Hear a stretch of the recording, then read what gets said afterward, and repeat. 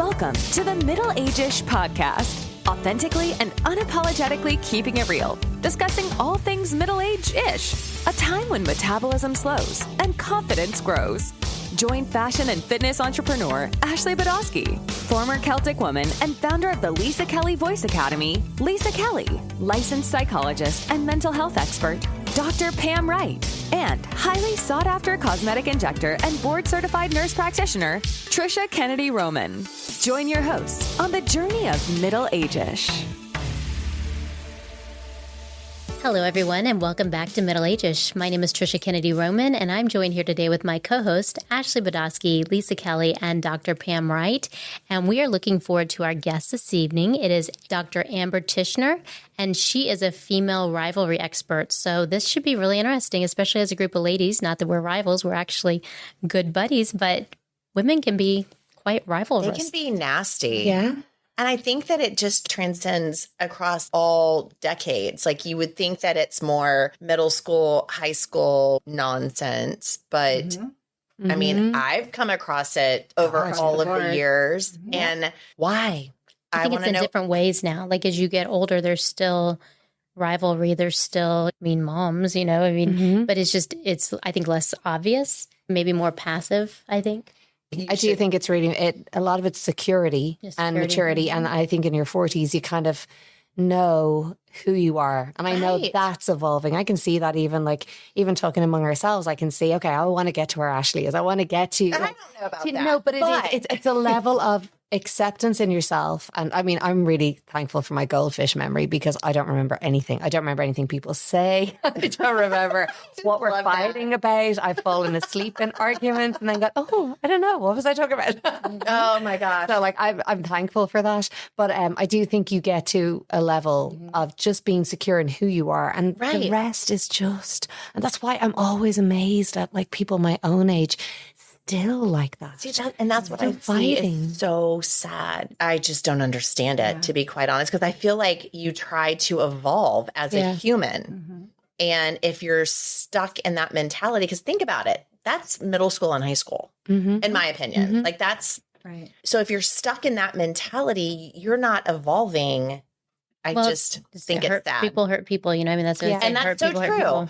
It's funny how guys can have a fight or argument and they could just like high five and be done. Yeah, they'll talk about it. Like they're just we're over it. Yeah, it's good. Whereas females can like hold this grudge and it just like lasts. Well, they start pulling out the voodoo dolls. I think we're more manipulative too. I think the way our brain works, and because we hold things so much longer before we do something about it, you've so much time to think about it, and then you've more time to like make it bigger in your head than it even was. And then guys can just like get it over and done with and it's forgotten about. But we sit and let it ruminate for so long that you build it up even more. Right. Like, well, you create a narrative that actually probably is not true. Right. Because you're trying to make sense of it. Like, why is this person saying this or doing this to me? So so like you're creating a whole other theory.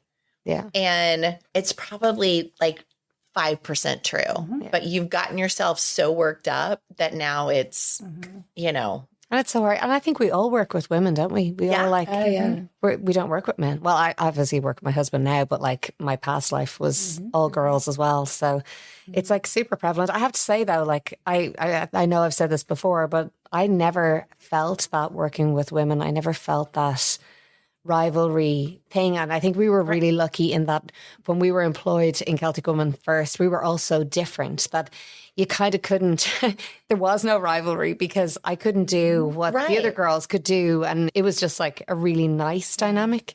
But I would imagine in like the workplace or in corporate America that it can be pretty cutthroat. Well, I always tell people, because we talked about dichotomy before, but I feel like people like to be in, you know, you're the best, you're the worst, I love you, I hate you. And it's easier to do that, but it's harder to be in gray where it's like, I love you and you're my good friend, but you did this that really hurt me. Do you know what I mean? It's harder to categorize it that way versus just being black and white. I also think it doesn't, like, you don't have to be friends with everybody. No. Like, and I think that's sometimes where we fall short. Like, not everybody has to be your friend. You can just get along with people and not have a friendship. Like it's totally fine to just like cruise. And you're not going to make everybody happy. Be an acquaintance. You're not pizza. It's so true. Now I'm hungry for some pepperoni pizza. Amazing. No. Yes. But that's something I feel like you kind of have to like learn over time, is that you're not going to make everybody happy, and that's okay. Yeah. And so like you said, you're not going to be friends with everybody, and that's okay. Not everyone's going to like you. It's okay. Right. I mean, I feel sorry for those people. They're missing out on you. They are so missing out on Tito time, but whatever. I know. But I do think there are people who, like, if you tell me how you feel, I can empathize and feel how you feel. But there are people out there who want to make you feel how they feel. Does that make sense? Like, absolutely. Horrible, miserable, like I hate myself, whatever, then I'm going to make you feel how I feel. And that's like a very vindictive thing to do, but it happens a lot. If every friendship that you've ever had has always ended horribly negatively, no one's talking to you, you don't have any friends, you look in the mirror and you're like, okay, like the person in the mirror is me. So yeah, I get that a lot comes from your past. That's where you need to go to the past. Right. Figure out, why do I act this way? I have attachment issues. I have abandonment issues. I have issues with my mom, my dad, whoever, my siblings. So, but working on that, but everybody who really focuses externally to their happiness, that's where you get into a lot of trouble. So like if whatever's going on today, if it's raining and I'm miserable, if like someone says something to me and my day is blown, I mean, that's where you have to like have internal focus and resiliency, so that when those things happen, you're like, okay, wait a minute. This person said this about me, but I know who I am. I know my worth. Right. I know, maybe they didn't mean it that way, or maybe, you give them like, okay, maybe there's the benefit of the doubt. Right. But then you're thinking, okay, where is that coming from? And a lot of times it's just coming from hurt. Doesn't make it right, but it is good to look at people and say, well, maybe this is coming from their issue with X, Y, or Z. Right. And we need to have a conversation. But there are just hurt people who hurt people, just like Trisha said. Yeah. Well, it's amazing again how naturally our podcasts build on each other. But what you're saying is what Lair Torrance said last week, as far as looking to see when you're arguing with your partner or a friend, or you're trying to make someone else feel bad, looking at your inner self, like what you're trying to fulfill or what wound you're displaying. It amazes me how the podcast just continue to build on the next, completely unplanned, but naturally. And it is now time for us to build on that even more, because we have our female rivalry expert here to join us, Dr. Amber Tichenor. She is a speaker, a consultant, and author of the book Behind Frenemy Lines, Rising Above Female Rivalry to Be Unstoppable Together. She has a passion to help women find their own voice and to leave the rivalry behind, and to just support each other to be unstoppable together. So we are delighted to have you, and we would like to welcome you, Dr. Amber, to the Middle Ages podcast. Hello. How are you all, lovely ladies? We are good. How are you? We're very excited to talk to you. Ooh, yay. It's always a juicy conversation. And that's what we've been talking about. So we are ready. So how did you get into doing female rivalry? I think it's such an interesting topic. You really stood out when we were looking at guests, because that's an unusual topic too. Well, it is. I stumbled on it. My background is industrial organizational psychology, so psychology of the workplace. And I had to write about a topic I saw happening at work for my dissertation, and I knew I wanted it to involve women. And up until that point, I'd seen little bits of rivalries, but not anything crazy. And I was at a very well-known client that you would all recognize if I named it. And I saw it happening, and good women were walking, and I'm like, what is going on? And so that's when I knew this was something, and it disrupted the work environment, because good women were leaving. Then the person that stayed, that was issuing the negative behavior, she was in a sense being rewarded, and it disrupted the whole culture. And so I thought, I'm onto something. And I dove into that and started interviewing women for my dissertation. But then once I completed that, I realized this just doesn't happen at work. This happens in your neighborhood. This happens at church. This happens you name it, everywhere. It happens everywhere. And then it happened to me, and I didn't realize it was occurring. So then I thought, okay, I'm really onto something now. And that's when I did a big pivot and began focusing on this topic, because I knew I've studied it so much and I have so much information about it, that if I didn't see it occurring, what's it doing to women who don't have the information and knowledge that I have? Such a good point. Right? Yeah, we were just talking about the differences between men and women, and how women can be, very catty and very backstabbing. So did you see a lot of differences in your research with men versus women in IO psychology? In full disclosure, I've only studied women, but as a baseline, when I had to go back to a theory, and of course there are no theories on female rivalry, so you have to come up with something you have to chart your own path. Yes, I charted my own path. So I went back to theories of aggression. And so when children are born, they're born with the same level of aggression. And girls develop social intelligence earlier. And that's when that kind of passive aggressive behavior begins to form. And it's not saying boys don't have it, but it's much more prevalent in girls. And so that was what I based my theory on. And again, not studying boys or men, but some of my best audiences have been men because they're utterly dumbfounded. I think sometimes they're like, how is what? this happening? What are you kidding me? This is real. Yeah, it's real. Yes. Do you think a lot of it is the way we're raised, though? Like, I've boys and a daughter, and I think you accept the boisterous kind of boys killing each other behavior, whereas when girls kind of act out that way, we don't accept it as much. It's kind of like, no, don't do that. You can't slap somebody. You can't do that. Yeah, whereas we never stop the boys doing that. No, because it's expected. But I do think it's how we're raised. Sometimes I think it could be a prominent female figure. Maybe you've seen that negative behavior, so you take that on. I mean, there's so many different facets to it. But I do think often in our society, I think it's changing, but I think boys and girls tend to be raised a little bit different. I mean, look at, in my research, I found that up until like the late 1960s, the only things that women could compete in were cooking shows or beauty pageants. And then that's when sports were just starting. So, women weren't allowed to compete. So they did it in other ways. I know, I'm like, fact, but it's still so I'm like, it blows my mind. I'm like, okay. Right? Long ago. No, it is. I'm like, I wasn't quite born yet, but almost. And I'm like, no. Well, I hear a lot of my clients, I'm a psychologist as well, but a lot of my clients come in, and I had one recently who quit her job, and she's like, everyone has quit because of this one individual. And we've talked to the boss, but the boss kind of protects this one individual. And so all these great women have left. So what do you say? Like, what do people do, or what do women do in this situation? I'm a big believer that sometimes you have to make some hard choices, because if the culture is endorsing the negative behavior, even if you got rid of that person, is the culture really going to change? Because that's kind of the norm. But if everybody is leaving because of this one woman and no one is seeing it, and that one person is endorsing her, it makes me wonder if that person is intimidated by her behavior as well, or what they have on, what that person has on her. What she knows. I got the dirt on you, but sometimes even if it's going on, but it's an accepted behavior, you really have to, I'm not advocating just quitting a job, which is what I did when it happened to me in the big rivalry sense. But sometimes you do have to ask hard questions. I mean, you look at how much time you spend at work, and it doesn't stay at work. It comes home with you.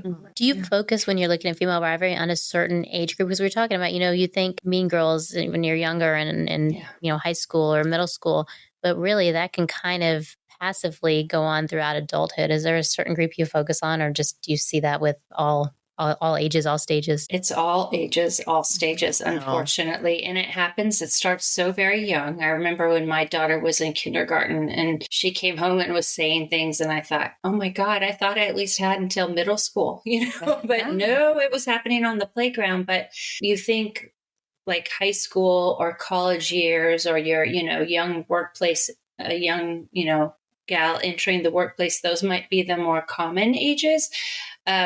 COVID really reared some ugly heads, though, I think. And I know in my neighborhood, and there's women of all ages, but, you had to pick your people who you could hang out with. And so I think that was very eye-opening to me that, gosh, this is happening at all ages, because people were getting pissy that they couldn't hang out with certain people, or, and it just was very enlightening. So it's all ages, unfortunately. I think it's some people just have that behavior in them.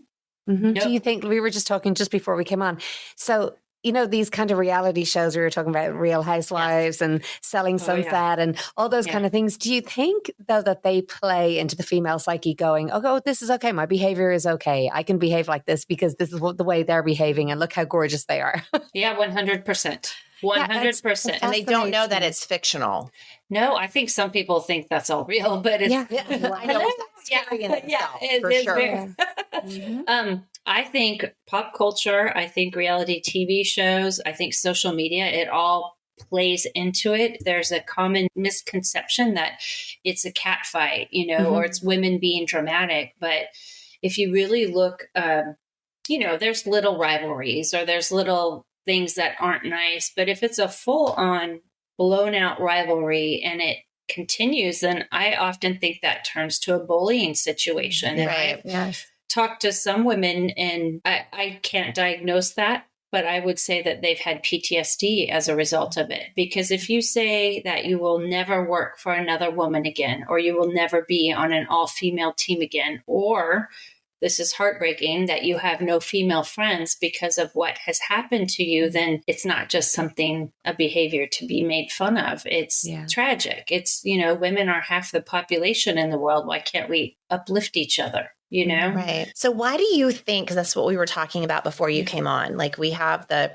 middle school situation and the high school situation and maybe the college situation. But, I know friends of mine, like you evolve as a human and you learn from your mistakes depending on where you fell into all of this. And why do you feel like there's still that rivalry and that trying to tear another woman down at this stage of our lives? Because I feel like, our whole purpose is to evolve and to grow and to learn and support. to support and to be better.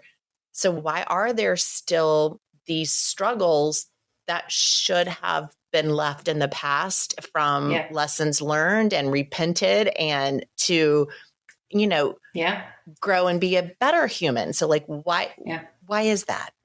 I agree with you. And you have that mindset. I can tell, like all of you do, because you're all nodding your heads. But there are so many reasons and there's so many ways this can rear its ugly head. First and foremost, I think, without getting into what those could be, I think ultimately, if you do not like yourself, you are not going to like other women. Mm-hmm. So you need to get rid of, I call it your inner she-bully, because it's that constant voice that's always tearing you down. And women who love themselves love other women. You can see it. You want to uplift, you want to empower, you want to help them be their best person because it makes you feel good. And in that, we all win. But if you don't like yourself, it's very hard to foster an effective relationship with somebody else. And so it's easier to tear down. And that's my foundation of why I think it still exists, because you can evolve and we should all be evolving. We should learn from things that happened in high school or college or whatever, especially if you've ever been on the receiving end. You know how awful it feels, but you have to do that inner work, and that's hard. And sometimes it's hard to look inward to really know what's causing the unhappiness. Yeah, we just talked about that. I'm a big advocate of doing the inner work to figure out what is it about that person that's so unhappy or has, these issues, whether it's attachment or what's going on, that they continue to lash out at other people.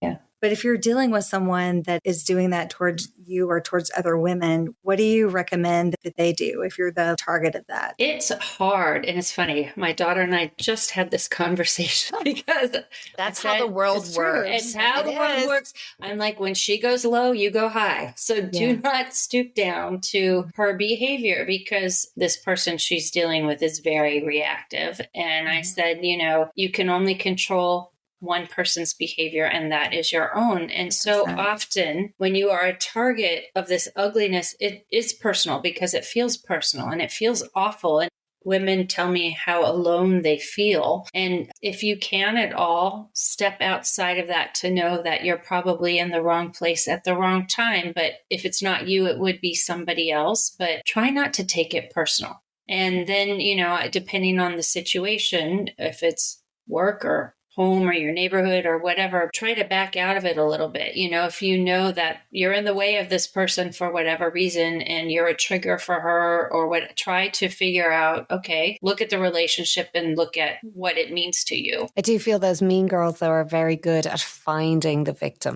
They're very good at knowing who to victimize. I heard a really interesting thing one day. They were in a prison and they were talking about sexual assault victims, and some of the perpetrators they were talking to were able to pick out the same girl each time because they could sense the victim. And I do feel mean girls can be a bit like that. And then you gaslight yourself thinking it's you all the time, when there's a lot of times they can see something in you that they're like, I'm able to tear her down. I'm going to go for that one, which is really hard to watch. It's control or power or wanting to knock somebody else off to make you feel better. You brought up a good point though, Lisa. I've had a lot of women where this has been a repetitive type of behavior, and they'll say, why me? What am I doing wrong? So that's when the self-doubt comes in. But yeah, I think you're right, because ultimately, if you are constantly doing this to somebody, you're a bully. Yeah. And bullies can sense the weak spot in people, I think. Mm-hmm. And I think they target the empaths, the people who are nice, the people who don't say no, the people who are giving. I think that kind of makes you a target, which is awful because you're the one who's giving and doing more. Exactly. It's so hard to see it. It's so hard to raise girls like that because you're trying to not raise your daughter to be so cynical or so afraid. And yet I think that's half the problem as well, is that we've raised people maybe to be a little too kind of ladylike, as opposed to being to be seen as being difficult. And I know that's always a struggle I've always had, is that I don't want to be difficult. So therefore I don't always say what I actually think or what I feel. And then you kind of get walked all over and you're like, oh, I should have said that. And I think that's really hard as a woman. It is. And especially raising a daughter and my son too, you don't want to be so nice that you lose yourself, because people they'll walk all over you. So it's, you have a balance. You have to have a balance, and you have to learn to put up boundaries. And sometimes, again, have that hard conversation with yourself. Is this friendship really a good, real friendship? And that's hard at any age. It's especially hard if you have a teenager or a tween, and they're finding their voice and, they're wanting to fit in. So it can be really difficult. So I think a lot of times as a psychologist, we say, okay, go to that person, tell them how you feel, talk about what was going on with them. And is there a way to repair or mend their friendship or relationship?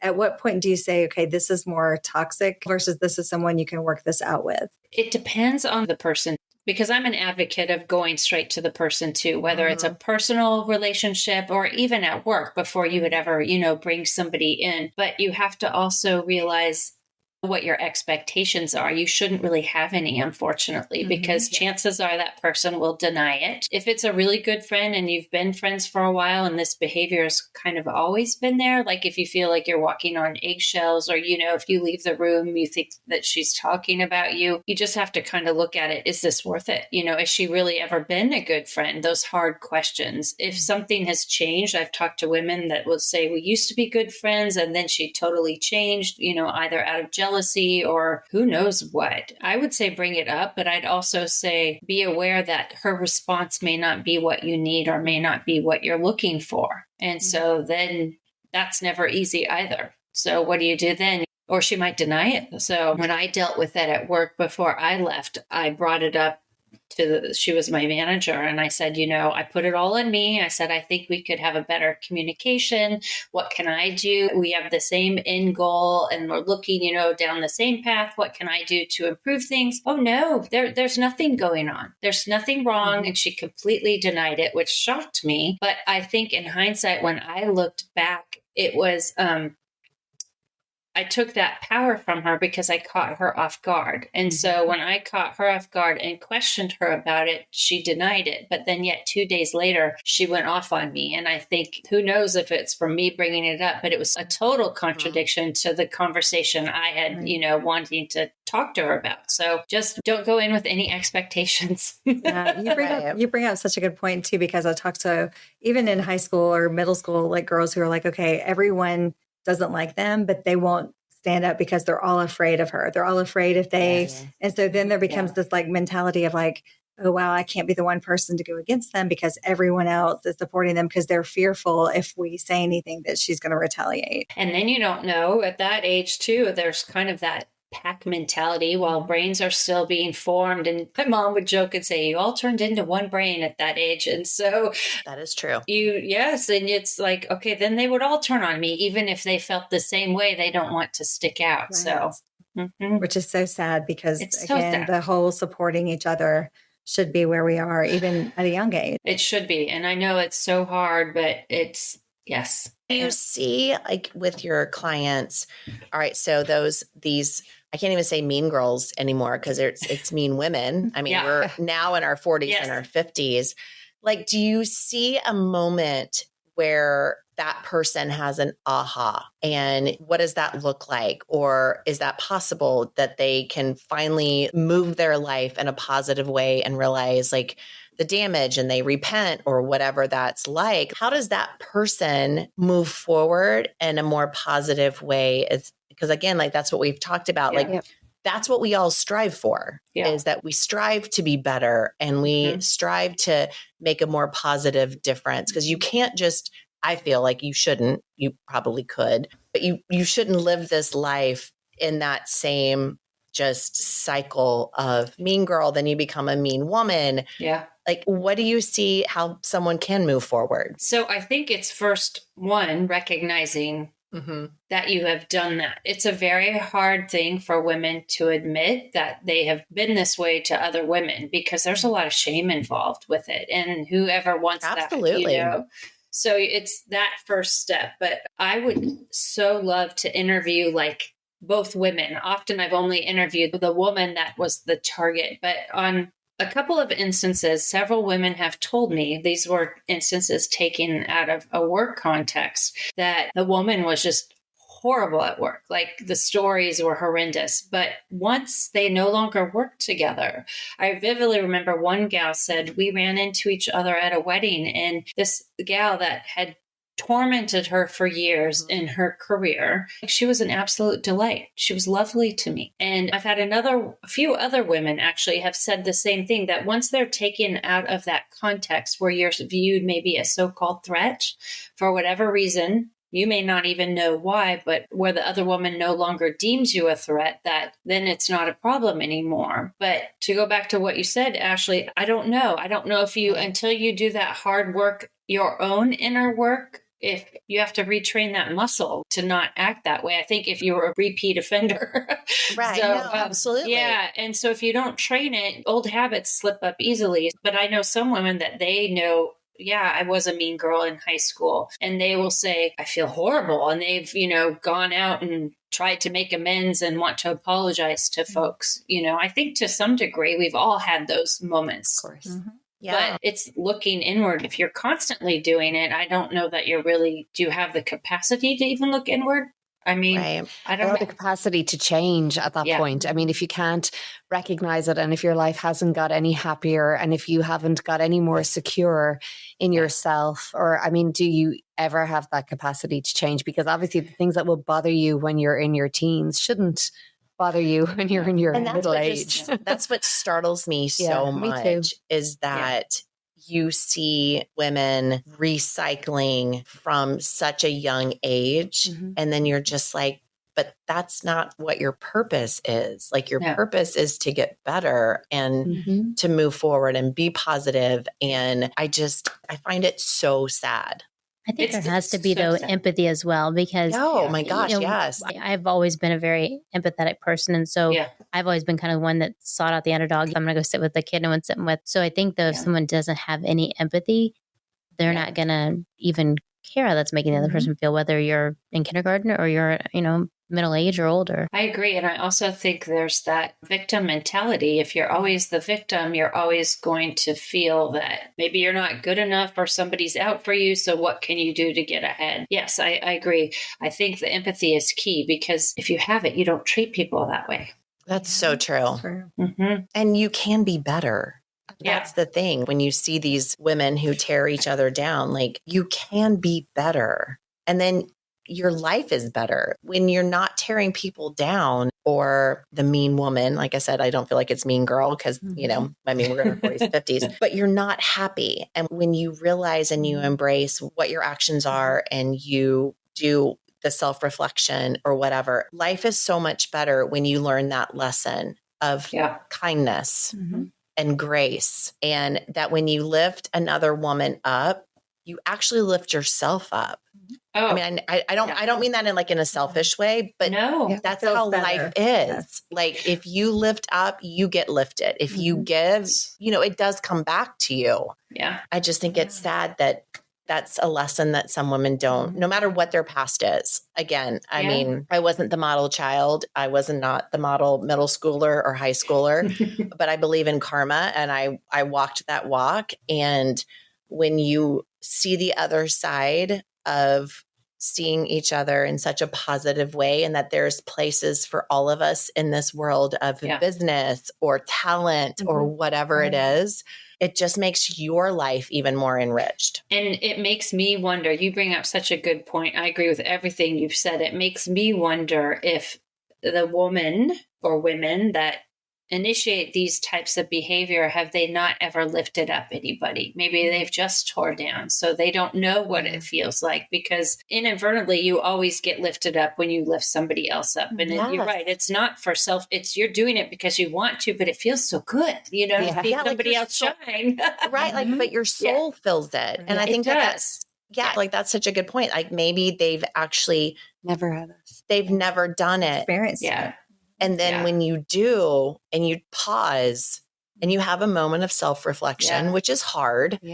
But when you have that, when you get that feeling of actually being pro that other person. I think when you do good, you feel good. As anytime I've ever done anything good, as long as I'm not wanting something in return, as long as I'm not expecting a response, or, you know, if you're really just doing good to do good without anything in return, it always feels good. It does. And that's what life is all about. Like, that's how we get to this point. I do think we get better at spotting the mean girls, though, as well, or the mean women. I know I've certainly gotten better at it. It's crazy because, like, they have no idea that that's how they're being viewed. I look at those women and I'm like, I feel sorry for you. Yes. Oh, I just feel so sorry for you. And that you have to act this way. To, like, and That's what I've told my kids since they were little is that, you know, if someone's being mean, unfortunately I have all boys. And so I think I'm too sensitive to have had girls and dealt with that kind of thing with my children. But, you know, if someone is being mean to you, just feel bad for them, because there's something that they're hurting from something. No, it's coming from hurt and insecurity and whatever. But like, that's the thing, like, now in this age that we do know that, most of us, that when I see it, I really do. I'm just like, recognize it. Oh, I just feel so bad for you. Bless your heart. Bless your heart. I'm move on down like the happy highway, and I'm just going to leave you in like the pity party. Okay. But you do spot it, though. You can remove yourself much quicker, I find. Absolutely. I remember when I moved here first, and like, you know, it was my first time sort of living among American women. Even I had like lived in Ireland up until then, and I could spot it really quickly, having had the benefit of being around women for so long, going, oh, okay, this isn't a friendship. And this is not going to work for me. I need to distance myself from this. So I do think you get a little bit better at if you have that empathy. Even still, I find it very hard to be empathetic towards women, because I'd be a little bit more like Ashley. I don't understand it at this stage of your life. No. I would have felt sorry for you or tried to fix it years ago. Now I just go, you know what, you're just not capable of change. Well, I do think that positive energy will always, like, negative energy won't last. But that's what we've learned over the years, because people feed though off that. And they do. So negative energy will always attract negative energy. And if you're positive, even like, and you're going to have moments where these, whatever, but negative energy will not survive in positive energy. No, it has to leave. It does. It has to leave. It has nothing to feed on. No. But it's trying to keep everybody. We have a school of dancers and singers. So my husband and I run a school. So a lot of our kids are middle school kids. A lot of middle school girls. And I'm always one for raising up girls. And I will do it forever, because it's just so important. It's just so important to make them feel great and to figure out what their issues are prior, so that they're not mean girls. But it's a little hard. It's easier for me. My school isn't all that competitive, because like we don't have competition, but my husband's school is a competitive Irish dance school. So the kids are in competition with each other. And it's so funny if you get one negative person. I'm telling you. Studio it's like a dark cloud. It has one bad apple. It's so hard.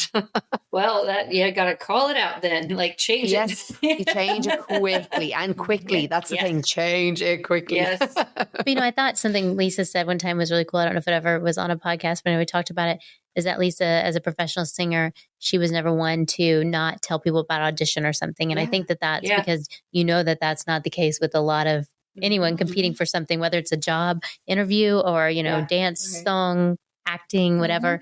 There's a lot of people that wouldn't do that. So I thought that was really cool. And you said that you I'm really not a competitive person by nature anyway. I'd be inclined to kind of go, oh no, come on, let's go do it together. Yeah, and I would be so happy if someone got it over me. It would never, but I've always felt that if what's meant for you will be anyway. So if my friend got it over me, then I used to console myself going, oh, well, I'm too short, or I'm too blonde, or I couldn't sing that high, or I couldn't do this. So I've always been able to do that. But then I came from a family of girls as well. So you kind of, you have to, because you realize everybody's different and everybody has their strengths and everybody has something to offer. There's something for everybody out there, which is why I believe there's just room for everybody. There's no need for it.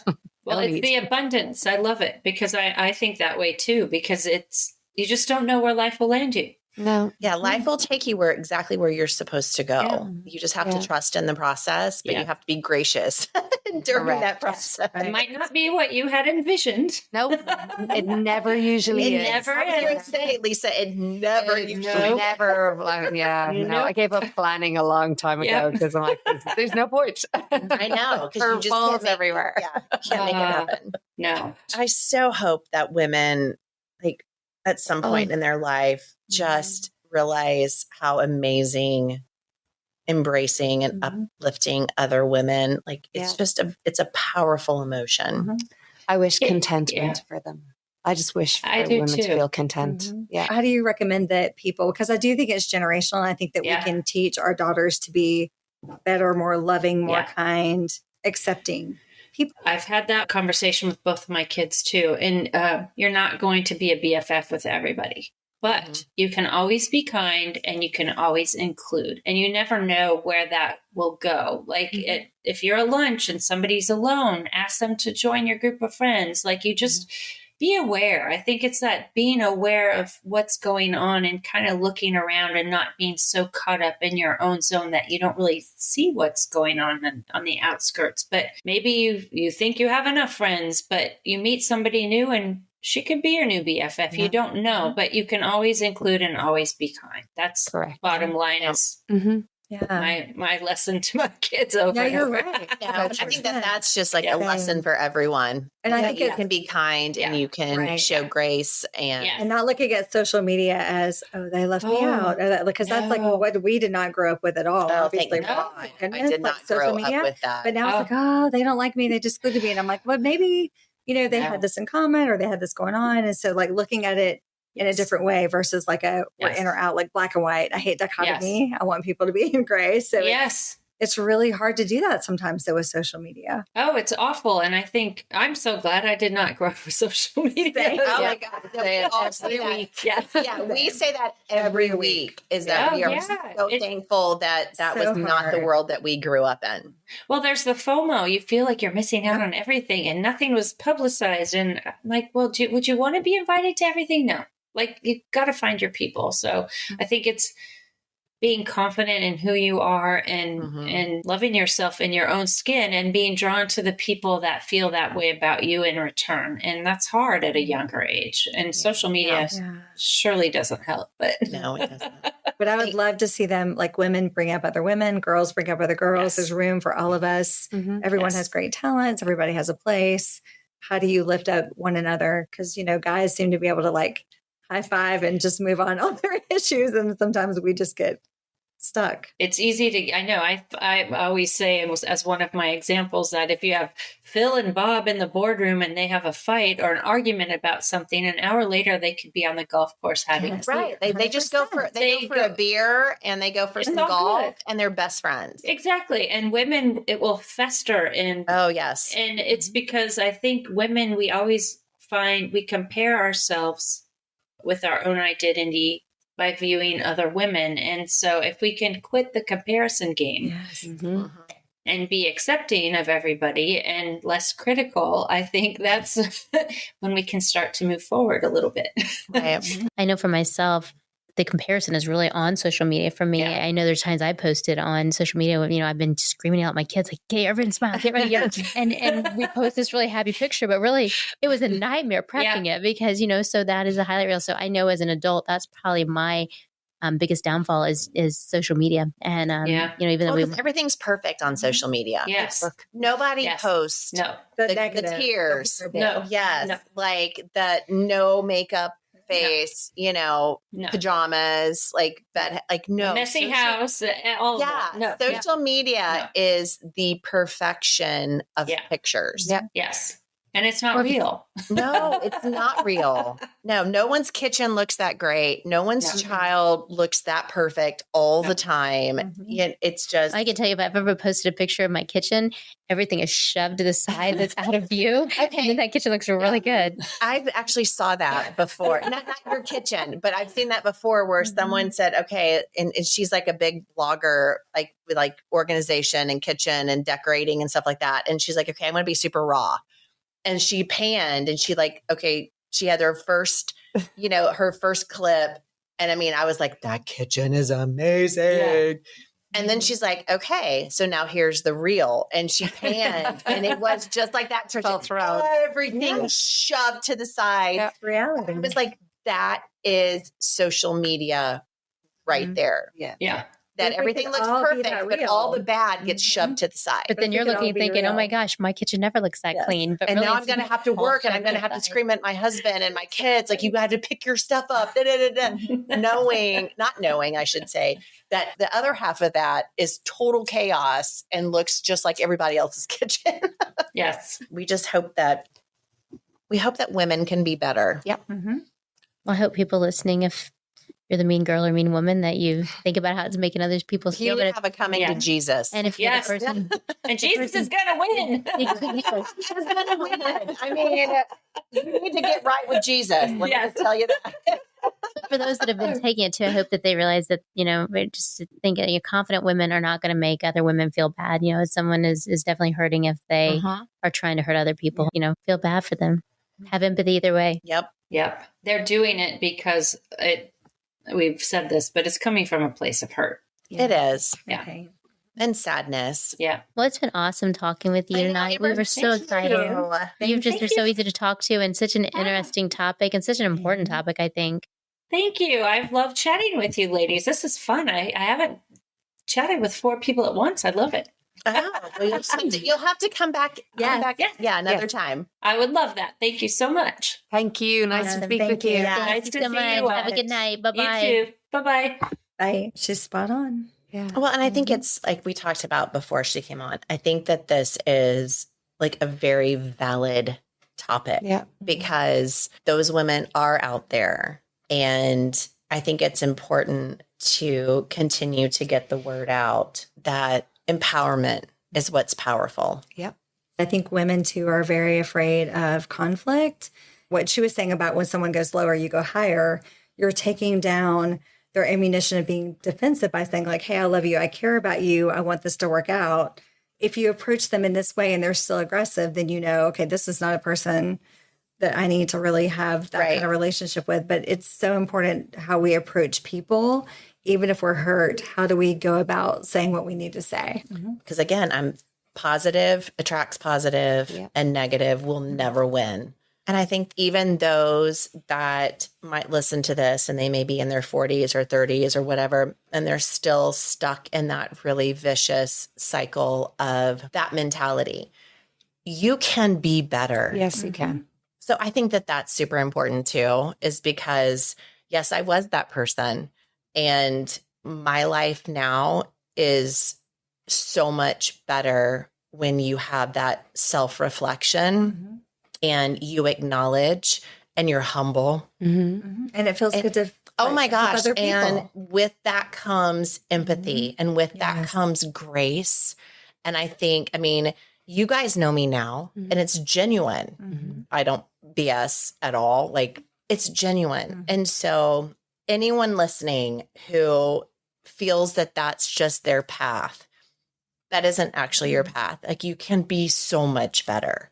We all can. But I feel like if you strive for that and you strive for that growth and you strive to be better every day in every relationship and in yourself, that's like what it's all about. And that's how you gain that happiness, is that you are trying to be better, because we can all be better. And how amazing is it as well to surround yourself with women that you constantly learn from?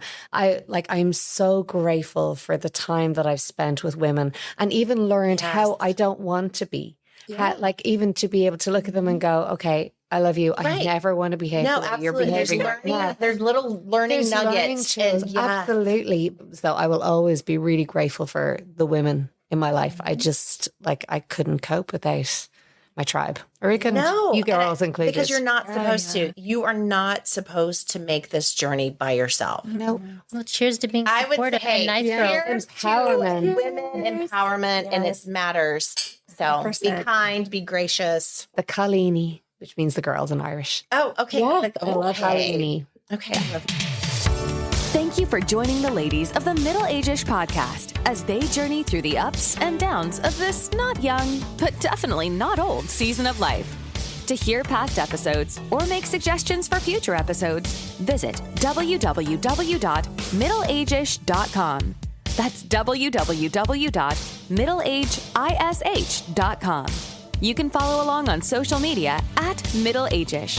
Also, if you have a moment to leave a review, rate, and subscribe, that helps others find the show, and we greatly appreciate it. Once again, thank you so much for joining us, and we'll catch you in the next episode of the Middle Age-ish podcast.